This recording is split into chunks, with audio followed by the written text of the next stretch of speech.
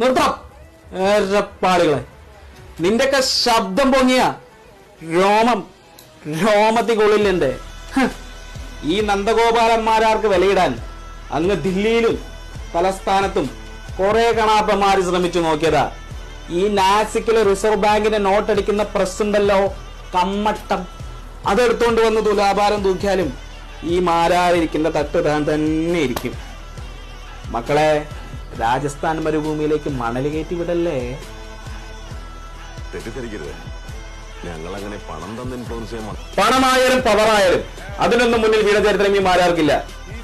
ഞാൻ ഏത് കേസ് ബാധിക്കണം, ഏത് ഏറ്റെടുക്കരുത് എന്നുള്ള കാര്യങ്ങൾക്കൊക്കെ നിർദ്ദേശം തരാൻ നിന്നെ വിട്ട് അയച്ച മണപ്പള്ളി ഭാസ്കരനോ പവിത്രനോ ആരാവൻ? ദേവേന്ദ്രന്റെ അച്ഛൻ മുത്തുപെട്ടരോ? പോയാ ചെറ്റയോട് പറഞ്ഞേക്ക് മാരാരി ഈ കേസ് അപ്പയർ ചെയ്യുകയും ചെയ്യും. മേനോൻ സാറിനെ പുല്ല് പോലെ ഇറക്കുന്നു. എന്നെ വിളിച്ച്